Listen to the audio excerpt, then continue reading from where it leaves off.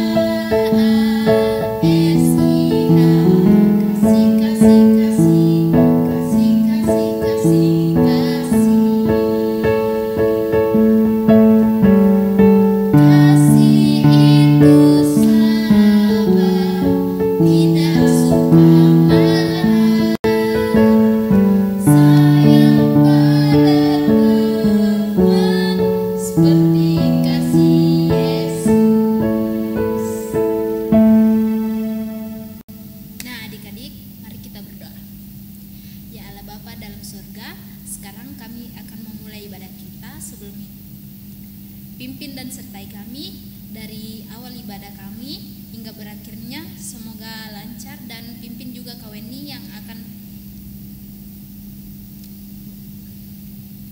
menceritakan sedikit dari firman-Mu, yaitu Tuhan.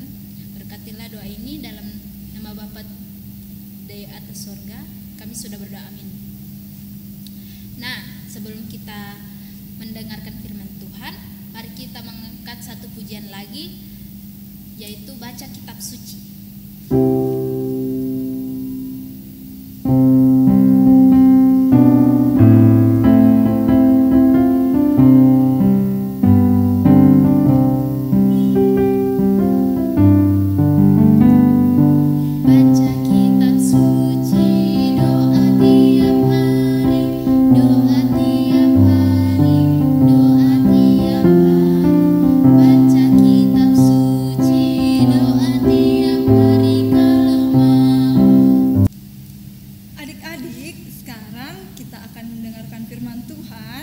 Tapi sebelum kita mendengarkan firman Tuhan, mari kita satu dalam doa, kita berdoa.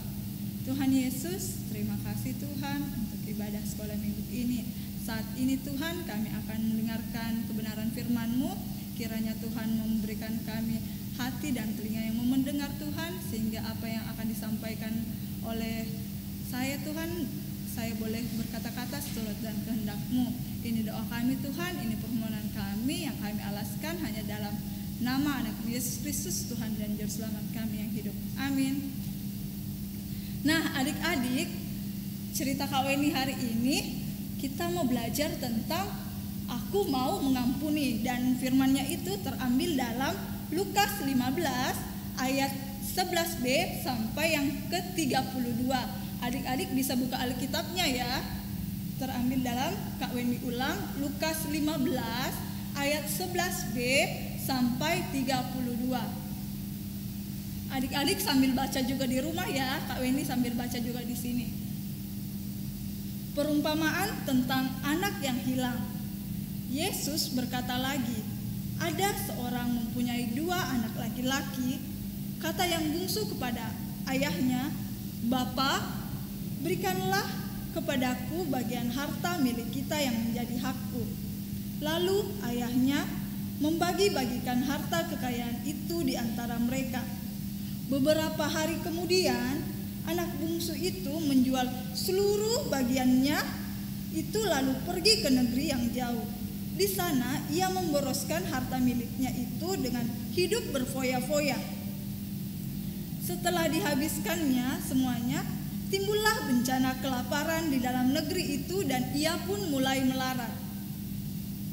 Lalu ia pergi dan bekerja pada seorang majikan di negeri itu. Orang itu menyuruhnya ke ladang untuk menjaga babinya.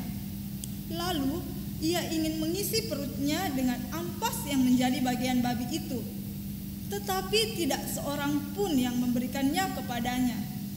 Lalu ia menyadari keadaannya. Katanya, betapa banyaknya orang upahan Bapakku yang berlimpah-limpah makanannya, tetapi aku di sini mati kelaparan.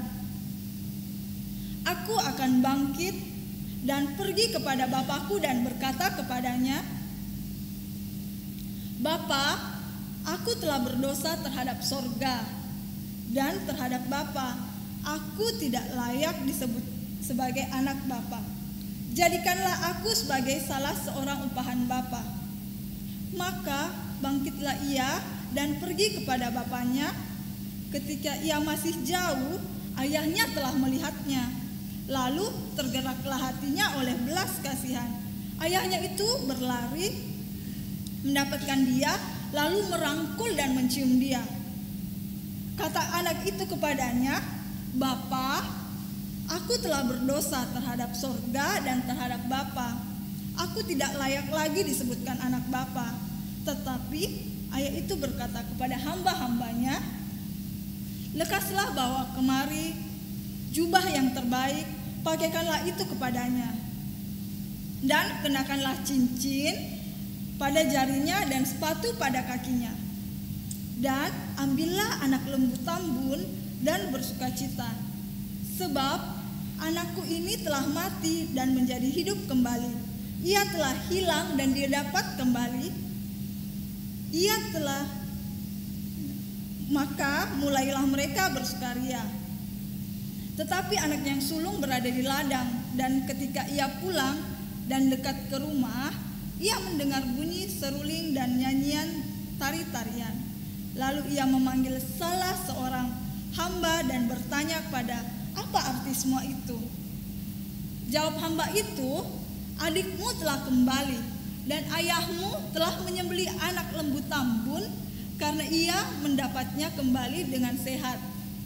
Maka marahlah anak sulung itu dan ia tidak mau masuk. Lalu ayahnya keluar dan berbicara dengan dia. Tetapi ia menjawab ayahnya, katanya, telah bertahun-tahun aku melayani Bapa dan belum pernah aku melanggar perintah Bapa, memberikan seekor anak kambing untuk bersukacita dengan sahabat-sahabatku. Tetapi baru saja datang anak Bapa yang telah memboroskan harta kekayaan Bapa bersama-sama dengan pelacur-pelacur, maka Bapa membeli anak lembu tambun itu untuk dia. Kata ayahnya kepadanya, anakku, engkau selalu bersama-sama dengan aku dan segala kepunyaanku adalah kepunyaanmu.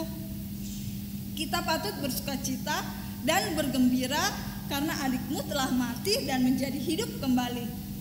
Ia telah hilang dan dia dapatkan kembali. Nah, adik-adik, dalam cerita ini bapaknya itu adalah bapak yang baik ya.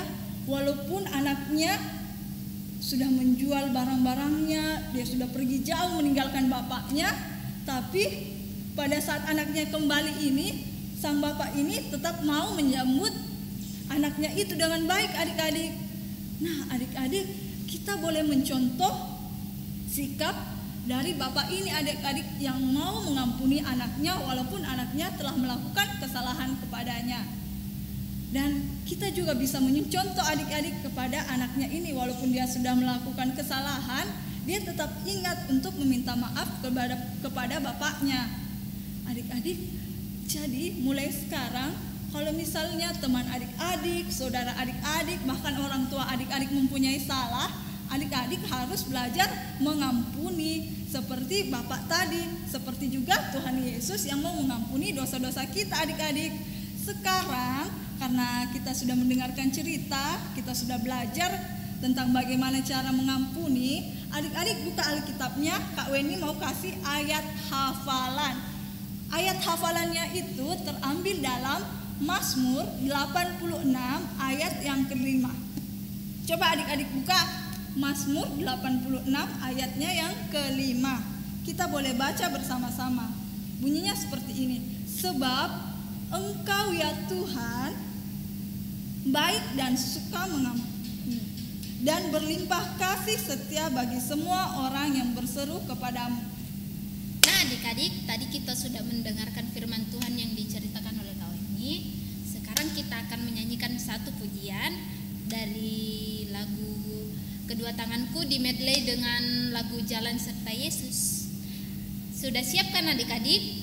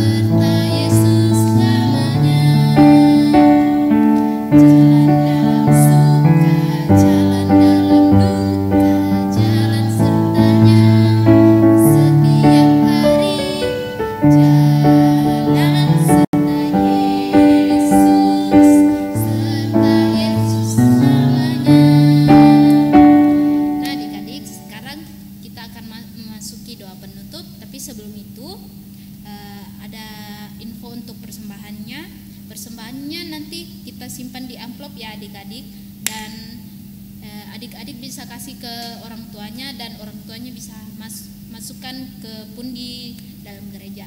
Nah, doa penutupnya akan dipimpin oleh Kak Weni. Nah, adik-adik, sekarang kita mau berdoa penutup. Lipat tangan, tutup mata, mari kita satu dalam doa, kita berdoa. Tuhan Yesus, terima kasih Tuhan, karena Tuhan Yesus boleh memberkati ibadah sekolah minggu kami dari awal, pertengahan, hingga berakhirnya. Tuhan Yesus, kiranya apa yang sudah kami dengarkan tentang kebenaran firman-Mu dapat kami lakukan dalam kehidupan kami sehari-hari.